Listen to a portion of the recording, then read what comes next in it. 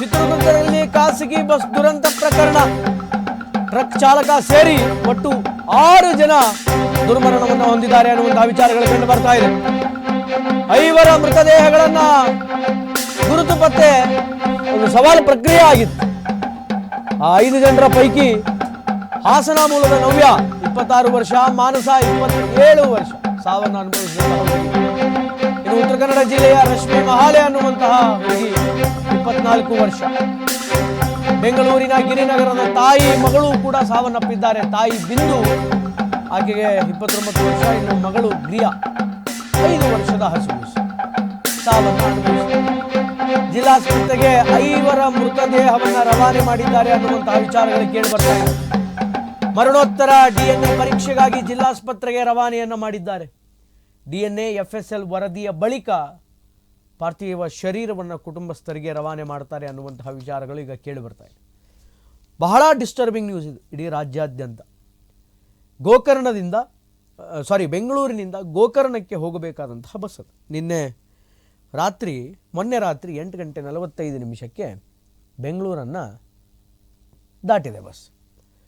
ಹೋಗ್ತಾ ಇರ್ತಕ್ಕಂಥ ಸಂದರ್ಭದಲ್ಲಿ ಚಿತ್ರದುರ್ಗದ ಹತ್ರ ಈ ಅಪಘಾತ ನಡೆದಿದೆ. ಒಂದು ಸ್ಕೂಲ್ ಬಸ್ ಹೋಗ್ತಾ ಇತ್ತು. 45 ಜನ ವಿದ್ಯಾರ್ಥಿಗಳಿರುವಂತಹ ಒಂದು ಸ್ಕೂಲ್ ಬಸ್. ಅವರು ಯಾವುದೋ ಒಂದು ಪ್ರವಾಸವನ್ನು ಹಮ್ಮಿಕೊಂಡಿದ್ದರು. ಆ ಸ್ಕೂಲ್ ಬಸ್ ಹೋಗ್ತಾ ಇರ್ತಕ್ಕಂಥ ಸಂದರ್ಭದಲ್ಲಿ ಆ ಸ್ಕೂಲ್ ಬಸ್ಸನ್ನು ಈ ಸೀಬರ್ಡ್ ಬಸ್ಸು ಓವರ್ಟೇಕ್ ಮಾಡಿದೆ. ಓವರ್ಟೇಕ್ ಮಾಡಿಕೊಂಡು ಹೋಗ್ತಾ ಇರಬೇಕಾದ್ರೆ ಅಪೋಸಿಟ್ ರೋಡಲ್ಲಿ ಒಂದು ಟ್ರಕ್ ಬರ್ತಾ ಇತ್ತು. ಜವರಾಯನ ಸ್ವರೂಪದಲ್ಲಿ ಬಂದಂತಹ ಟ್ರಕ್ ಅದು. ಮೋರ್ ದೆನ್ 100 ಸ್ಪೀಡ್ ಇದ್ದ ಆ ಟ್ರಕ್ ಡ್ರೈವರ್ ಅಂತ ಹೇಳಲಾಗುತ್ತೆ. ಆತನ ಹೆಸರು ಕುಲದೀಪ ಆತನ ಹೆಸರು. ಆತ ಕಂಟ್ರೋಲ್ ತಪ್ಪಿ ಡಿವೈಡರ್ ಮೂಲಕವಾಗಿ ತನ್ನ ಸ್ಟೇರಿಂಗನ್ನು ತಿರುಗಿಸಿ ನೇರವಾಗಿ ಎದುರು ಬರ್ತಾ ಇರತಕ್ಕಂತಹ ಈ ಸೀಬರ್ಡ್ ಸ್ಲೀಪರ್ ಕೋಚ್ ಬಸ್ ಏನಿದೆ, ಆ ಬಸ್ಸಿನ ಡೀಸೆಲ್ ಟ್ಯಾಂಕರಿಗೆ ಜೋರಾಗಿ ಡಿಕ್ಕಿಯನ್ನು ಹೊಡೆದಿದೆ. ಡಿಕ್ಕಿ ಹೊಡೆದಂಥ ಸಂದರ್ಭದಲ್ಲಿ ಡೀಸೆಲ್ ಟ್ಯಾಂಕಿಗೆ ಯಾವಾಗ ರಭಸವಾಗಿ ಗುದ್ದಿದಾನೋ ಆಗ ಬಸ್ಸಿನ ಮುಂಭಾಗದಲ್ಲಿ ಕುಳಿತಿರತಕ್ಕಂತಹ ಡ್ರೈವರ್ ಮತ್ತು ಕ್ಲೀನರ್ ಹೊರಗಡೆ ಜಿಗಿದಿದ್ದಾರೆ. ಇನ್ನು ಬಸ್ನಲ್ಲಿ ಯಾವಾಗ ಈ ಡಿಕ್ಕಿ ಅನ್ನುವಂಥದ್ದಾಗುತ್ತೋ ಅಥವಾ ಯಾವಾಗ ಆಕ್ಸಿಡೆಂಟ್ ಸಂಭವಿಸುತ್ತೋ ಆಗ ಏಕಾಏಕಿ ಕಣ್ಣು ಮುಚ್ಚಿ ಕಣ್ಣು ಬಿಡೋದ್ರೊಳಗಡೆ ವೆರಿ ಫ್ರ್ಯಾಕ್ಷನ್ ಆಫ್ ಸೆಕೆಂಡ್ ಅಂತೀವಲ್ಲ, ಹಾಗೆ ಬಸ್ಸಿಗೆ ಬೆಂಕಿ ಬಿದ್ದು ದಗನೆ ಉರಿಯೋದಕ್ಕೆ ಪ್ರಾರಂಭ ಆಗಿದೆ. ಅದರಲ್ಲಿ ಹೆಂಗೋ ಒಂದು ಸ್ವಲ್ಪ ಜನ ಜೀವ ಉಳಿಸ್ಕೊಳ್ಬೇಕು ಅನ್ನುವಂಥ ಹಪಹಪಿಯಿಂದ ಬಸ್ಸಿಂದ ಹೊರಗಡೆ ಬಂದಿದ್ದಾರೆ. ಕೆಲವರು ನೇರವಾದಂಥ ಡೋರಿಂದ ಹೊರಗಡೆ ಬಂದಿದ್ದಾರೆ. ಇನ್ನು ಕೆಲವರು ಡ್ರೈವರ್ ಡೋರ್ ಏನಿರುತ್ತೆ ಅಲ್ಲಿಂದ ಜಿಗಿದಿದ್ದಾರೆ. ಆದರೆ ನೋಡ್ತಾ ಇದ್ದ ಹಾಗೆ 5 ಜನ ಸ್ಥಳದಲ್ಲೇ ಸಾವನ್ನಪ್ಪಿದಂತಹ ಘಟನೆ ನಡೆದಿದೆ. ಔಟ್ ಆಫ್ ದ್ಯಾಟ್ ಹಾಸನದ ನವ್ಯ ಅನ್ನುವಂತಹ ಯುವತಿ 26 ವರ್ಷ, ಮಾನಸ ಅನ್ನುವಂತಹ ಯುವತಿ ಆಕೆಗೆ 27 ವರ್ಷ. ಇನ್ನು ಉತ್ತರ ಕನ್ನಡ ಜಿಲ್ಲೆಯ ರಶ್ಮಿ ಮಹಾಲೆ ಅನ್ನುವಂತಹ ಯುವತಿ, ಆಕೆಗೆ 24 ವಯಸ್ಸು. ಇನ್ನು ಬೆಂಗಳೂರಿನ ಗಿರಿನಗರದಲ್ಲಿ ಮಗಳು ಮತ್ತು ತಾಯಿ ಇಬ್ಬರೂ ಕೂಡ ಸಾವನ್ನಪ್ಪಿದ್ದಾರೆ. ತಾಯಿಯ ಹೆಸರು ಬಿಂದು ಅಂತ, ಆಕೆಗೆ 29 ವರ್ಷ. ಮಗಳು ಗ್ರಿಯಾ ಅಂತ 5 ವರ್ಷದ ಮಗು. ಆಕೆ ಸಾವನ್ನಪ್ಪಿರುವಂತಹ ಘಟನೆ ಈ ಆಕ್ಸಿಡೆಂಟಲ್ ಆಗಿದೆ. ಆ್ಯಂಡ್ ಇದರ ಜೊತೆಗೆ ಸ್ಪಾಟಲ್ಲಿ ಅಂದರೆ ಇವರು 5 ಜನ ಸ್ಪಾಟಲ್ಲಿ ತೀರ್ಕೊಂಡಂಥವರು. ಇನ್ನು ಆ ಕಡೆಯಿಂದ ಟ್ರಕ್ ಡ್ರೈವರ್ ಏನಿದ್ದಾನೆ ಕುಲದೀಪ್ ಅನ್ನುವಂತಹ ವ್ಯಕ್ತಿ, ಆತನೂ ಕೂಡ ನಿನ್ನೆ ಸ್ಥಳದಲ್ಲೇ ಸಾವನ್ನಪ್ಪಿದ್ದಾನೆ. ಗಾಯಾಳುಗಳನ್ನೆಲ್ಲ ಹತ್ತಿರದಂತಹ ಆಸ್ಪತ್ರೆಗಳಿಗೆ, ಹಿರಿಯೂರು, ಚಿತ್ರದುರ್ಗ, ಬೆಂಗಳೂರು ಈ ಆಸ್ಪತ್ರೆಗಳಿಗೆ ರವಾನೆ ಮಾಡಿದ್ದಾರೆ ಚಿಕಿತ್ಸೆಗಂತ ಹೇಳಿ. ಜಿಲ್ಲಾಸ್ಪತ್ರೆಯಲ್ಲಿ ಈ ಏನು ಮೃತರಿದ್ದಾರೆ ಅವರ ಶರೀರವನ್ನು ರವಾನೆ ಮಾಡಿದ್ದಾರೆ. ಚಿತ್ರದುರ್ಗದಲ್ಲಿ ಖಾಸಗಿ ಬಸ್ ದುರಂತ ಪ್ರಕರಣ. ಚಿಕಿತ್ಸೆ ಫಲಿಸದೆ ಬಸ್ ಚಾಲಕ ಕೂಡ ಇವತ್ತು ಸಾವನ್ನಪ್ಪಿರುವಂತಹ ಘಟನೆ ನಡೆದಿದೆ.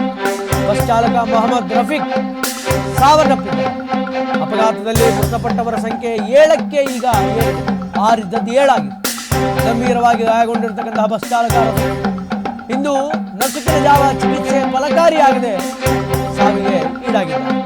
ಹಾವೇರಿಯ ಶಿಗ್ಗಾವಿ ನಿವಾಸಿ ಆಗಿದ್ದಂತಹ ಮೊಹಮ್ಮದ್ ರಫೀಕ್ ಹುಬ್ಬಳ್ಳಿಯಲ್ಲಿ ಚಿಕಿತ್ಸೆ ಫಲಿಸದೆ ಮೊಹಮ್ಮದ್ ರಫೀಕ್ ಸಾವನ್ನಪ್ಪಿದ್ದಾನೆ. Spot death. ಯಾರ್ದು? ಟ್ರಕ್ ಡ್ರೈವರ್ ಏನಿದ್ದಾನೆ ಕುಲದೀಪ್ ಅನ್ನುವಂಥವನು, ಅವನು ಸ್ಪಾಟಲ್ಲೇ ಡೆತ್ ಆಗಿದ್ದಾನೆ.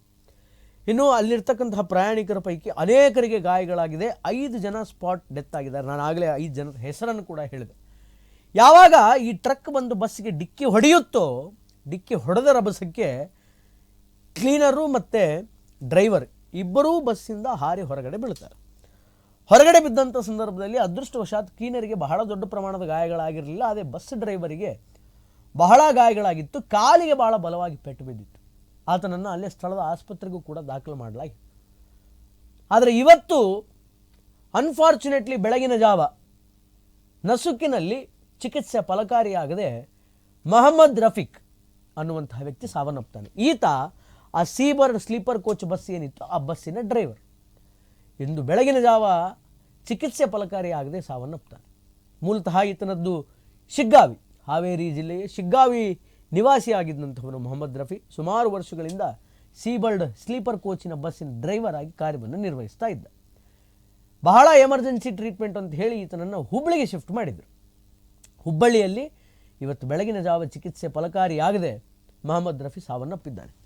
ನಿನ್ನೆ ತನಕ ಫ್ಯಾಕ್ಟ್ಸ್ ಆ್ಯಂಡ್ ಫಿಗರ್ಸಲ್ಲಿ ಎರಡೂ ಕಡೆಯಿಂದ ಏನು ಆಕ್ಸಿಡೆಂಟ್ ಆಗಿದೆ ಮತ್ತು ಈ ಟ್ರಕ್ಕಿಗೆ ಮತ್ತು ಬಸ್ಸಿಗೆ, ಈ ಆಕ್ಸಿಡೆಂಟಲ್ಲಿ 6 ಜನರು ಸಾವನ್ನಪ್ಪಿದ್ರು ಅನ್ನುವಂತಹ ಅಫಿಷಿಯಲ್ ಮಾಹಿತಿ ಕೇಳಿಬಂದಿತ್ತು. ಆಕ್ಸಿಡೆಂಟ್ ಆದಂತಹ ಇನಿಷಿಯಲ್ ಸ್ಟೇಜಲ್ಲಿ 17 ಅಂದರು, 11 ಅಂದರು, 9ಕ್ಕೆ ಬಂದು ನಿಂತು ಕಡೆಯಾಗಿ ಎಂಡ್ ಆಫ್ ದ ಡೇ ಗೊತ್ತಾಗಿದ್ದು 6 ಜನರು ಸಾವನ್ನಪ್ಪಿದ್ದಾರೆ, ಇನ್ಕ್ಲೂಡಿಂಗ್ ಟ್ರಕ್ ಡ್ರೈವರ್ನ ಹಿಡಿದು ಅಂತ. ಆದರೆ ಇವತ್ತು ಈ ಸಾವು ಸಂಭವಿಸಿದೆ. 6ರ ಸಂಖ್ಯೆ 7ಕ್ಕೆ ಬಂದು ನಿಂತಿದೆ. 7 ಜನ ಈಗ ಸಾವನ್ನು ಅಪ್ಪಿದ್ದಾರೆ. ಇನ್ನು ಗೊರ್ಲತ್ತು ಕ್ರಾಸ್ ಬಳಿ ಬಸ್ ಭಸ್ಮ, 7 ಜನ ಇದರಲ್ಲಿ ಬಲಿಯಾಗಿದ್ದಾರೆ. ಚಿತ್ರದುರ್ಗ ಜಿಲ್ಲೆಯ ಗೊರ್ಲತ್ತು ಕ್ರಾಸ್ ಬಳಿ ನಡೆದಂತಹ ಈ ಘಟನೆಯಲ್ಲಿ ಬಸ್ಸು ಸೀಬರ್ಡ್ ಬಸ್ ಸಂಪೂರ್ಣವಾಗಿ ಭಸ್ಮವಾಗಿದೆ. 7 ಜನ ಸಂಪೂರ್ಣವಾಗಿ ಬಲಿಯಾಗಿದ್ದಾರೆ. ಮೃತದೇಹಗಳ ಬೋನ್ ಸ್ಯಾಂಪಲ್ ಅನ್ನು ಪಡೆದಂತಹ ವೈದ್ಯರು ಡಾಕ್ಟರ್ ವೇಣು ಅಜಯ್ ತಂಡದಿಂದ ಪೋಸ್ಟ್ ಮಾರ್ಟಮ್ ಅಂತಕ್ಕಂಥ ನಡೀತಾ ಇದೆ.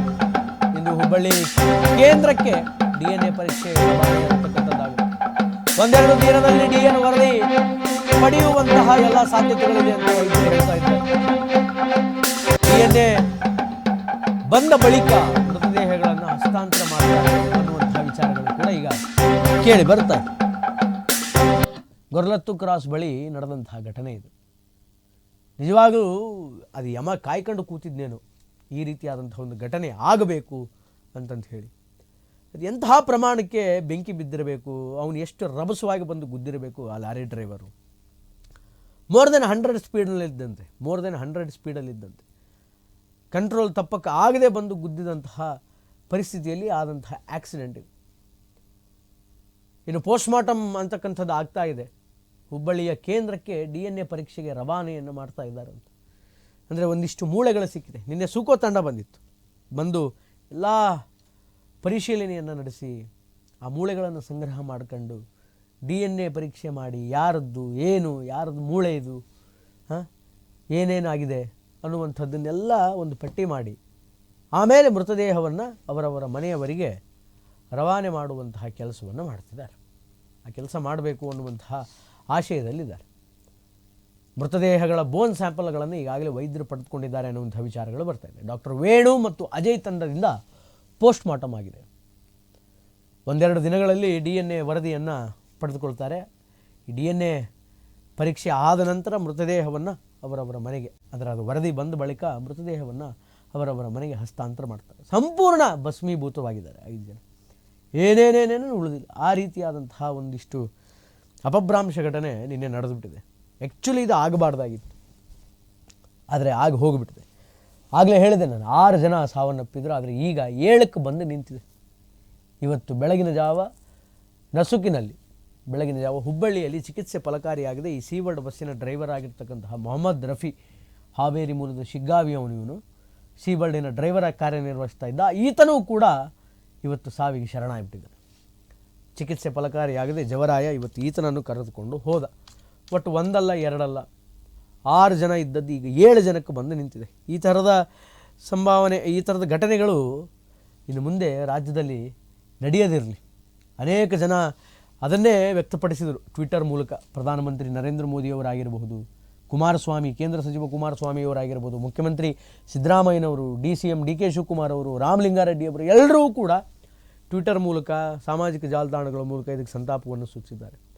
ಇನ್ನು ಯಾರ್ಯಾರು ಮೃತರಿದ್ದಾರೆಯೋ, ಯಾರ್ಯಾರು ಮೃತಪಟ್ಟಿದ್ದಾರೆಯೋ ಅವರೆಲ್ಲರಿಗೂ ಕೂಡ PMO ಫಂಡ್ನಿಂದ ಪ್ರಧಾನಮಂತ್ರಿ ಕೇಂದ್ರ ಸರ್ಕಾರದಿಂದ ತಲಾ 2 ಲಕ್ಷ ರೂಪಾಯಿ ಕೊಟ್ಟಿದ್ದಾರೆ. ಗಾಯಾಳುಗಳಿಗೆ 50,000 ರೂಪಾಯಿಗಳನ್ನು ಮಂಜೂರು ಮಾಡಿದ್ದಾರೆ.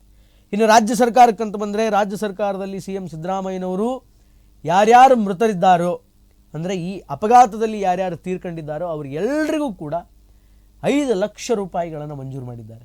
ಯಾರ್ಯಾರು ಗಾಯಾಳುಗಳಿದ್ದಾರೋ ಅವರೆಲ್ಲರೂ ಬೇಗ ಗುಣಮುಖರಾಗಲಿ ಅಂತ ಹೇಳಿ ಅವರಿಗೆ 50,000 ರೂಪಾಯಿಗಳನ್ನು ಒಂದು ಪರಿಹಾರ ರೂಪವಾಗಿ CM ಸಿದ್ದರಾಮಯ್ಯನವರು ಕೊಡ್ತಾ ಇದ್ದಾರೆ. ಆದರೆ ಅನೇಕ ಜನರಿಗೆ ಇದು ಬಹಳ ಡಿಸ್ಟರ್ಬ್ ಮಾಡಿರ್ತಕ್ಕಂತಹ ವಿಚಾರ. ಆದರೆ ಅದೃಷ್ಟವಶಾತ್ ಏನು ಅಂತಂದರೆ ಇಫ್ ಸಪೋಸ್ ಆಗಬಾರ್ದಿತ್ತು, ಯಾರ ಪ್ರಾಣನೂ ಹೋಗಬಾರ್ದು, ಇಲ್ಲ ಅಂತಲ್ಲ. ಆದರೆ ಈ ಸೀಬರ್ಡ್ ಬಸ್ ಏನಾದರೂ ಆ ಶಾಲಾ ಬಸ್ಸನ್ನು, ಪ್ರವಾಸಕ್ಕೆ ಹೊರಟಿರ್ತಕ್ಕಂತಹ ಶಾಲಾ ಬಸ್ಸನ್ನು ಓವರ್ಟೇಕ್ ಮಾಡದೇ ಇದ್ದಿದ್ದರೆ ಆ ಅಪಘಾತ ಈ ಬಸ್ಸಿನ ಬದಲು ಆ ಶಾಲಾ ಬಸ್ಸಿಗೆ ಆಗ್ತಿತ್ತು. 45 ಜನ ಮಕ್ಕಳ ಭವಿಷ್ಯ ಏನಾಗ್ತಿತ್ತು ಅನ್ನೋದನ್ನು ಒಂದ್ಸಲ ಇಮ್ಯಾಜಿನ್ ಮಾಡ್ಕೋಬೇಕಾಗಿತ್ತು. ಆದರೆ ಅಲ್ಲಿ ಅದೃಷ್ಟ ಇತ್ತು, ಇಲ್ಲಿ ದುರಾದೃಷ್ಟ ಇತ್ತು. ಅಲ್ಲಿಯ ಋಣ ಇನ್ನೂ ಅಧಿಕವಾಗಿತ್ತು, ಇಲ್ಲಿಯ ಋಣ ಮುಗಿದು ಹೋಗಿತ್ತು. ಅದಕ್ಕೆ ಈ ಪರಿಸ್ಥಿತಿ ಬಂತೇನೋ ಅಂತ ಅನಿಸುತ್ತೆ. ಬಟ್ ಇಂಥ ಇನ್ಸಿಡೆಂಟ್ಗಳು ಮುಂದೆ ರಾಜ್ಯದಲ್ಲಿ ಆಗದೇ ಇರಲಿ.